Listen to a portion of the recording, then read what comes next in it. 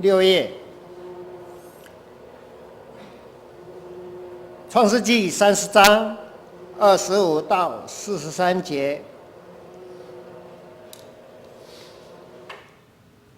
拉结生约瑟之后，雅各对拉班说：“请打发我走，叫我回到我本乡本土去。请你把我服侍你所得的妻子和儿女给我，让我走。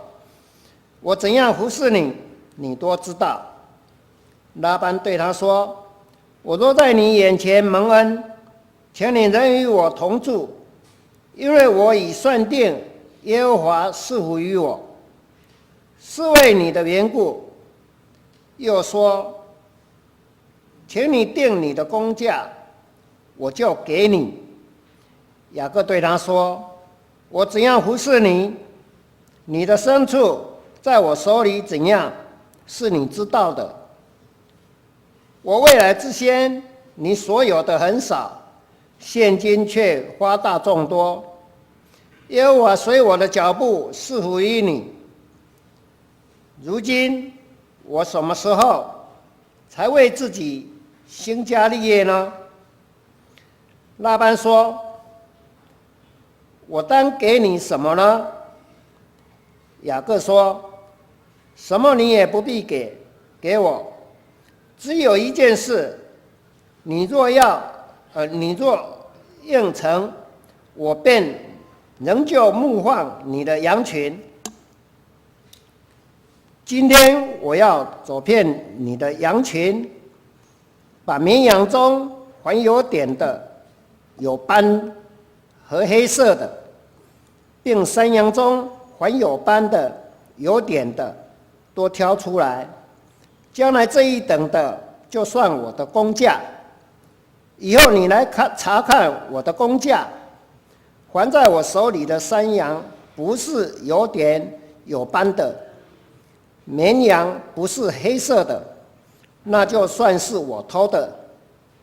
这样便可证出我的公义来。”拉班说：“好啊，我情愿照着你的话行。”当日，拉班把有纹的、有斑的公山羊、有点的、有斑的、有杂白纹的母山羊，并黑色的绵羊，多挑出来，交在他儿子们的手下，又使自己和雅各相离3天的路程。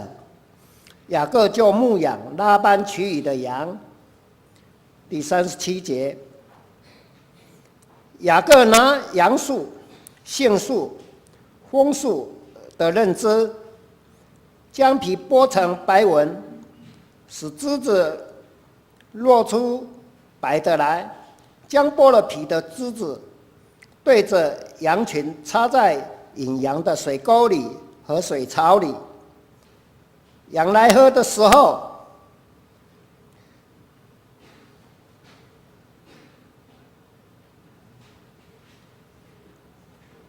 必母配合，羊对着枝子配合，就生下有纹的、有点的、有斑的来。雅各把羊羔分出来，使拉班的羊与这有纹和黑色的羊相对，把自己的羊另放一处，不叫他和拉班的羊混杂。到羊群回状配合的时候，雅各就把枝子插在水沟里，使羊对着枝子配合。只是到羊瘦弱配合的时候，就不插枝子。这样瘦弱的就归拉班，回状的就归雅各。于是雅各极其发大，得了许多的羊群、仆婢、骆驼和驴。以上。现在我们来请本场的刘英燕传道来证道，他的题目是应许的临到成为祝福。应许的临到成为祝福。各位蒙恩的弟兄姐妹平安，感谢主，让我们今天早上能够在这里一起来敬拜神。今天我特别要感谢主，因为昨天晚上在青年主日的时候，我的声音不是这样，是很可怕的，没有声音。但是经过一宿的休息，今天早上听起来我的声音还是很清朗，是吗？感谢主，我们一起来祷告。赐给我们祝福的主，我们感谢你，今天早晨就像今天早晨的阳光一样，主，你依然爱我们，你是永远不改变，从过去、现在到未来不改变的神，你的爱持续着。谢谢你召聚我们今天到你的面前，恳求圣灵开启我们的心眼。主啊，我们原是听也听不清楚，看也看不懂的，恳求你的光照我们，启示我们，来更多认识你的话语。我们这样祈求祷告，奉主耶稣基督的名求，阿们。感谢神，今天呢，我们是6月30号，是一年的一半这一年的一半，我们又来看到这一段的经文，实在是非常受祝福的。原来什么都没有的雅各不止没有，还一直被骗如果昨天的青年说这段经文，如果给他一个题目他们说只有2个字，叫做什么？欺骗一路一直骗，他会一直骗到怎样？他也用奇巧的方式，原来没有的变成满满富有的。可是这里就让我们想到一件事情，这么最后经文的最后，这个雅各是这么蒙福的，可是他的蒙福看起来好像也是用骗来的。甚至如果我们这边有基因工程的专家，看起来他这个方法，只要看着喝的水对着什么，好像他的羊基因这个羊就会变色有这么容易吗？所以我们今天来探讨神的祝福需要我们用欺骗的吗？神需要我们帮忙他吗？我们才能得福吗？他给我们的祝福是最需要这样子的吗？还是发生了什么事？我想我们今天就一起来探讨。好，我们还记得1月1号就是传道第一次今年度讲道的时候，也是正好跟着荒漠甘泉这一天，作者他说到，我们今天站在一个新境界上，前途茫然那个时候神启示我们给我们的这个经文，给我们的这个题目就是赐福的序曲。序曲就是即将要后面展开一大段的，这只是先告诉你后面将发生什么事。那我们就要来看那时候耶和华对亚伯兰说，亚伯兰就是刚才我们读的经文雅各的阿公他说那时候他就对他说，你要离开本地本族父家，往我要叫你去的地方，也就是离开你熟悉的地方，离开你安全的地方，离开你有靠山的地方，去哪里？不知道。去以后，我要告诉你，你要成为大国，我要赐福给你，我要让你的名大，大国大名，还要叫人因为你而得福。人要因为你得福，因为你已被祝福，因为怎样？人祝福你的，我要祝福你人咒诅你的，也要咒诅你。地上万族都要因你得福。既然地上万族，可见亚伯拉罕之后就会一直下去。今天的经文来到了第几代？他的第3代就是来到了他的孙子。好，我们今天也要来看，既然我们已经到了年终，有一个家庭，这个阿燕这个的表哥这个家庭呢，因为他们有一个表哥来到他家，从淡水来到他家，那他一直领受神的祝福，因为他的信仰是他从他的阿公来的，所以他一直很相信基督徒的家庭是要很受祝福，是吧？他也这样子相信，因为他的妈妈是国小的老师，他爸爸也是，但是被神呼召以后，他的爸爸妈妈辞职，成为这个自由的传道人。但是没想到这一天表哥来访，他的二哥载他的表哥去坐车的时候，迎面而来的车子把他的二哥当场死亡，他的表哥当场只有皮肉伤。他的表哥是独生子，但是他的哥哥当场死亡。当家人或身边的人、教会的会友听到这个讯息，一则难过，一则好嘎仔。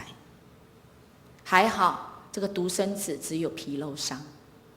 这个阿燕听在心里，非常的觉得不公平。神啊，为什么我二哥只是生在5个兄弟的家，我二哥死了就应该吗？我的表哥是独生子，死了就很可惜，他没死是好嘎仔吗？他心中这个疑问非常的大，于是他就来想，他心中许多的这个疑问说：难道基督徒的家庭不是被祝福的吗？传道你不是这样讲吗？不是有一个人每一次见人家第一次面都说你可以许一个愿望，我们是神圣的时刻，你许的愿望一定会应验。我的名字，因为我的名字叫什么？应验。这个人的话要不要相信？不要相信。但是你要相信他所相信的神。我不是神，我所相信的神才是神。阿燕就开始来寻找，信耶稣真的能够得到平安吗？有平安的应许吗？应许就是有一个答应，我只要去跟他讲，他就会给我。在我们今天6月30的荒漠甘泉就是这样想。在静默中，我听见有声音。我不知道你的人生中有没有曾经像阿燕所遇到这样的事情。他一句话都没办法说，他连抗议都没办法抗议。在静默中，你听见了声音吗？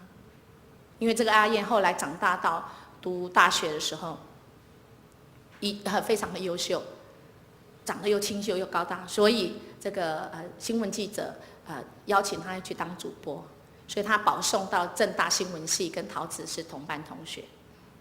他到研究所一年级的时候就已经有预约他当主播，所以他就准备明年毕业的时候，所以他在6月30的时候，他发现4、5月发现他每一次开口讲话的时候，这个就会一直流口水出来。后来医生跟他讲说，你这个可能要开刀，因为你是食道癌0期。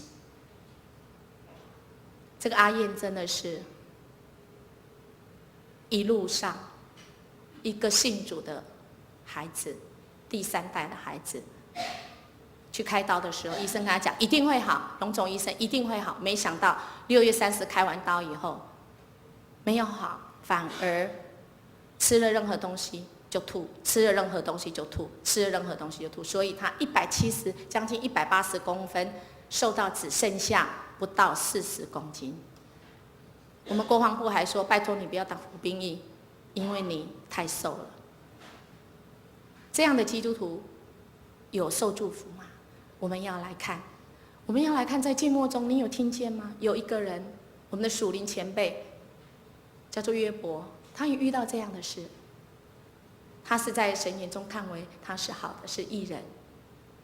约伯他说了，在苦中说，我在静默中，我听见有声音。谁的声音？上帝的声音。上帝透过大自然给了我们什么呢？我们接下来看，我们等一下接下来看阿燕后来发生了什么事。因为他6月有来到我们的当中，他6月1号在这里办一场非常受祝福的演讲，有100多个人在这边。好，那上帝的祝福是他的那个福包括了什么？可以生养众多，子孙遍满全地。还有呢，这个福是有个应许的开始而已哦。所以你只要跟他要，这样他就给你，只要合他心意，是要建造你生命的，对你好的，不是你自己以为的。这个应许需要我们全心的投入，需要我们全心的用先相信去支取。这个应许是绝对不会是过去的，不会过去1月1日到6月30，它却是将来的，今天以后的。你能看见，你现在眼睛虽然看不见，但是你只要相信，你能够看得见未来，你能够预见这个未来。我们今天的经文看到雅各，就是我们刚刚讲亚伯拉罕，我们1月1号讲亚伯拉罕被呼召，他那时候叫亚伯兰，后来被上帝这个改了名字叫亚伯拉罕，成为多国之父、信心之父他的儿子以撒再来到今天的经文是雅各。雅各呢，以撒生雅各的时候，他跟以扫是双胞胎。这个雅各呢，是虽然双胞胎，但是他是第2个出来，所以他还是弟弟。那么，但是他不愿意当老二，所以他就抓住哥哥的脚。他一辈子都不想当老二，我就是要掌权，我就是要抓。哎呀，雅各的名字真的是抓得住吗？在今天经文的第1句。就是很悲惨的结果，他一路要抓想骗哥哥的名分，骗爸爸一路骗到他什么都没有。今天经文他连要娶个老婆跟那个岳父说，哎呀，我真是喜欢他逃亡因为他骗，所以他哥哥就是要他的命，所以他就逃到他舅舅家的时候，他看到他舅舅的女儿很喜欢老二喜欢老二。就拉结很喜欢他，那个岳父说 OK 呀，你只要帮我做几年，7年工，我就让你娶。话还没讲完，他还没听完，让你娶什么？洞房花烛夜之后隔一天一看，让你娶什么？让你娶大姐，居然不是他喜欢的老二哇，那怎么办？我愿意再做7年，终于娶到了他所心所爱的。今天经文开始。讲拉结终于生了约瑟，可见他之前很辛苦，一直神都没有赐福给他。哎呀，一个这么努力一个这么抓的人，到最后他连一路好像都空的，直到今天的经文结束，他用了他奇巧的方式得了这些财富。我们要来看这个到底基督徒是不是受福呢？这个受福它的期限是不是不会过3代呢？刚才像雅各，他的福是不过3代的吗？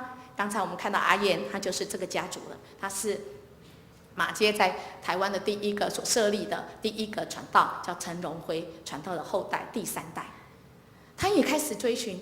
难道上帝的福是不会过3代的吗？这个跟你经文讲的不一样你说我们的福是要万代，要怎样千代我们来看这个。重新再来看一次，回到我们这个亚伯拉罕接受了这个应许的序曲之后，发生了什么事？我们序曲是第12章1到3节，可是才在同一章没有出10节，第10节开始就亚伯拉罕听的，那时候亚伯拉罕听到神的命令说好你去，他就离开他熟悉的地方，一去以后第一个遇到的是祝福吗？哎呀，人的眼光看是什么？饥荒应许序曲揭开的居然是饥荒这个时候要看你有没有信心我们看起来这个亚伯兰那时候叫亚伯兰还没有信心因为他一遇到饥荒要去人家的埃及，他怕他的太太太漂亮了，他就跟他太太讲说我跟你讲你千万不能跟埃及人讲说怎样你是我的太太，你要讲你是我的妹子这样我们2个才好保命看起来那时候的亚伯拉罕，他名字还叫亚伯兰的时候，对神还没有信心，因为他认为他的命需要靠撒谎来保。但他没想到，他这个撒谎实在是破坏神的祝福。神的祝福是没有瑕疵的，亲爱的大家，神给你的祝福没有那个瑕疵品的，神给你我们的祝福都是那个完全完美的，除非我们自己靠我们的想法介入，用撒谎用神不喜欢的方式，那个结果怎样？还好神介入，没有让这样子不义不好犯罪的事情产生。在接下来到了13、14章，又是冲突，因为他慢慢有财富带来了冲突。带来冲突，这时候这一次的亚伯拉罕就得着了有信心，因着神的信心，他宽宏大量，也蒙恩主的祝福。接下来呢，他说他要成为大国大民，还要讲人因你得福结果到了15、16章的时候，儿子连个影儿都没有连影都没有所以人呢又开始没信心了。是不是意思叫我们自己想办法呢？于是他们就开始，他的太太撒兰就开始用自己的办法，叫他使女下嫁，跟他丈夫生以斯玛利。可能上帝是这样，我需要帮助上帝来那个应验他的应许吧。亲爱的，我们不用替上帝做好吗？上帝要我们是行在他的光明中，这才是对的。所以今天我们也唱了这首歌，神爱的是什么？是光明的。我们是光明之子，我们所做的要是正正当当。这一次神有介入，不让他们怎样用诡诈的方式。那所以来到这里，在接下来我们再看，我们就会发现神的祝福已经定义要给你的，纵使有人用诡诈的方式，不会改变神的祝福。纵使我们可能犯罪了，你愿意回到神的面前，神介入，把你头转回来，你的祝福仍然在应验中，你的祝福这个应许仍然会应验。这接下来就有很多的这样的经文一样，而且他的儿子一样跟他犯同样的错，一遇到危险就说自己的太太是他的妹子，一样为了安全感，为了保命，为了面子，为了什么什么什么的，自己以为就用自己的办法，不是靠信心，信不过神啊，所以发生了这么多的事。所以我们在想，这个亚伯拉罕这3代从他阿公以撒，还有来到经文的雅各，在他们的家庭中，好像一直循环着一种主题曲。这个主题曲是让他们不讨神喜悦，可是神定义还是要祝福他们，但是他们自己受苦啊。好，我们看到这个家族里，刚刚我们也都这个是见机行事的家里，看到危险自己就见风转舵，就简单讲就行骗天下，以为这样来成就神的祝福，自以为意，自以为说神不是这样神才会高兴啊。亲爱的，不是，我们要怎样？还是以神的标准，不是以我们的标准。这个家庭怎样？我们会发现他们不偏行己意，我爱谁就爱谁。就像雅各的妈妈，雅各的妈妈就是爱雅各，但是雅各的爸爸就是爱谁？他的哥哥。我们在生活中，我们有没有这样？我们就是偏爱谁而已，或者是我们曾经受过这样的苦，我们就是那个被错待的那一位，别人都不用做，我就是特别被针对。为什么这么不公义、这么不公平的事情呢？在这个家庭就发生这样的事情，所以以至于这个家庭一直都不和，就一直不和就会有人为的操作在这当中。一有人为的操作，神介入的时候，谁的错啊？每个人都说不是我，不是我。在这个家庭中就发生了有连线、联盟、三角关系，联合我跟你比较好。想一想，我们的家庭有这样吗？我们的公司、我们的团契有这样吗？我想这样不是神所喜悦。神的祝福会有一点要转弯，但是不会改变。那是因为我们自己如果不合神心意，那个祝福会有点 KK 哦。好，那个祝福会有点不顺，但是神的心意还是要祝福我们，要让我们成为那个神所祝福的。那我们都是一直想，我们自己都是找这些说不是啦，传道你讲的不是啦，我只是自我保护啦，我只是怎样，我只是自我在对话而已，我不想跟别人对话，不行吗？只要你是我就说很抱歉，你可能要用以主的心意，而不是你自以为你自己的意识，你自我设限，你自我在那边保护。那这些的祝福，从亚伯拉罕开始，从这圣经的起头，一直到跟你我有什么关系呀？有关系吗？绝对有关系。因为在加拉太书就说，我们只要跟亚伯拉罕一样信，一样的信上帝，一样信他的上帝，我们一样被得福。更重要的，因人得福要在谁的身上最高潮呢？就是耶稣基督。这个叫亚伯拉罕的福音，耶稣基督临到外邦人，就是我们啊。我们因为信，我们就可以得着那应许的圣灵。所以今天雅各所得着，他虽然这样子诡诡骗骗的，他得着的祝福，虽然他用的方法实在是迷信的方法，哪有那个羊这个插着那个树枝，这样子就会白的羊就变成灰点啊？在我们考察原文，那个其实是迷信啊。但是这些都被神用。但是你要知道，赐福的来源根源是谁？是神啊！我们不要弄错了。我们如果要得着这样的祝福啊，我们实在要用信心来支取。好，应许的临到在我们的当中，那神是信实的，主知道只有这个道路。什么道？神自己用道成肉身。我们只有借着耶稣基督，我们才能跟神的这个祝福够上啊。我们才能被神完全的赦免。我们本来是不完全的，我们心有很神圣的一个空缺，没有神的这个自己耶稣基督来填满，我们的心是空缺的。你用什么都没有办法满足，不是这样吗？你会不会发现，你放假越累，越放假觉得心越空？我想我们需要知道，我们需要亲近神。主知道这条道路，他自己成为道成肉身。主知道你的名，你的委屈，主知道，主也为你伸张正义。刚才我们讲的这个刘清燕，这个阿燕就是刘清燕老师，现在是好消息的这个考上读书会。她后来得了食道癌以后，30几公斤，将近180公分，怎么办？他在追寻神的当中，神一直为他开路，到后来他成为儿童文学家。如果我们看好消息频道，现在是被封为这个最非常受欢迎的一个节目。他后来因为他自己食道癌，他医生都没有办法，医生跟他只有说，我也没办法，你的体质就这样啊，这是罕见疾病啊。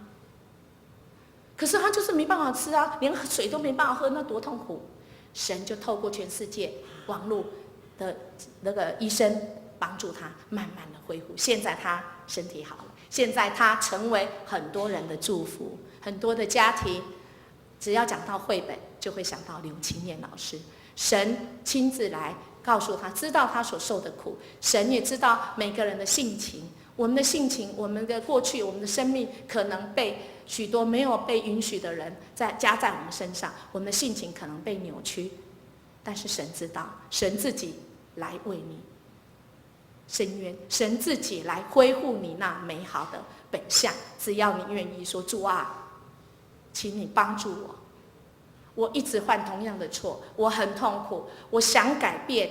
主知道，我们只要仰望他，主知道你的情况。我们常用一个跟青年讲说，哎呦，这个主，我们跟主的关系就像这个人生有个智慧型手机啊，你如果没有电啊，你真的是怎么样有智慧都没有用啊。主就像是天国的智慧型手机，神的天国的智慧，神天国的祝福，神天国的贺康你怎么能够知道？你需要有智慧型手机里面的智慧型这个天国的电池，你要跟神有接线上啊，你才有用。这个如果一点点差都不行啊。所以我们原文的意思，罪是什么？一个标准是打靶的那个靶心啊，你一点都不能差错啊，你一点都不能不对上，你就怎样接触不良啊。神要告诉你的后康，你都听不啊，很可惜耶。还是你自以为是啊，你就一直忙着一直找自己的路啊，都忘记仰望神，好不好？我们要这个应许是神已经给了，你有得到吗？如果你感觉只得到一点点，那么我们每天这个电池要充电啊，好吗？这属天国的电池，我们每天透过读经祷告，再次回到神的那个标准。主啊，我是不是又自以为是？我是不是自己又想很多办法，跟你的标准不一样啊？我要赶快再对准啊，对焦在神。你只要跟神的对焦再对上，主应许我们跟他没有对上，我们只要说，主啊，求你赦免我。神说他有赦免之恩，因为要人知道他是主，我们就跟神在对上。那么我们这个属天国的这个智慧型手机，这会再一次会告诉你，我们要怎么生活，哪里有后康，哪里有危险，哪里是危机，千万不要去，哪里是转机，我们要把握。我们缺的不是就是这个吗？我们真是不知道什么时候该努力，什么时候该放手啊！这个智慧要从神的属天国的智慧型手机的智慧来。所以我们面对很多我们这世界上很多的敌意，很多的欺骗，但是神真正的平安还是持续在祝福。或许你要问，传道什么是真正的平安？那有假的平安吗？今天我们看《荒漠甘泉》的作者，他曾经举一个例子，他说什么是真正的平安？他说有一个比赛，题目叫做平安，大家都来这个画图的比赛，有一幅画。平安的画是什么？风平浪静。有一幅画来参赛的是大风大浪，但是在大风大浪的这个岩石下面有一个鸟窝，鸟窝里面有5颗蛋。在大风大浪中，这个蛋仍然被保守。这个叫做真正的平安。所谓平安的意思不是什么都没有发生，平安在原文的意思里面，不仅仅是一切都顺利，更是什么？更是连结，更是和谐。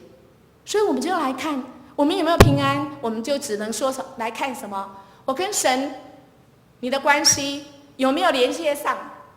有没有那个接触不良？有没有和谐？如果有和谐，你就有平安。我再看看我跟我自己有没有常常在打架，有没有和谐？这个线有没有跟神连上？如果不和谐，就是没有平安；和谐就是平安。当你跟神有和谐，跟自己和谐，跟人的关系有没有和谐？这个就是平安。就像一个网子，纵使发生大风大浪，你就知道，不管发生什么事，我有勇气，因为我这勇气从神来的。纵使发生任何事情，我知道有人跟我同在，主跟我同在，这个就是真正的平安。我们总不希望一出戏是破破啊，对不对？有没有张力的？我们的人生，神的大祝福，可能也有很多的张力，因为人家看不惯啊，有面对很多敌意跟欺骗，但是不用担心，这个祝福还是不会阻挠着神的心意，神会介入，只要我们接好。好吗？接好，接住了，纵使你跌倒了，神一样把你挽住。这个就是我们的祝福。我们这个祝福也要成为别人的祝福。像今天的经文一样，雅各虽然他舅舅骗他，但是他骗他的舅舅这么样欺骗他，他都还知道我算定，我被祝福是因为你。亲爱的大家，你的老板可能算定，他能够赚钱是因为我们而得福。我们身边的家人，因为我们得福；我们的教会，我们的社区，我们教会做了很多社区的工作。这个社区因为我们得福 ，Advent Taiwan， 我们就是提供我们所有所领受的，我们没有什么得到，我们只有说什么使用吧。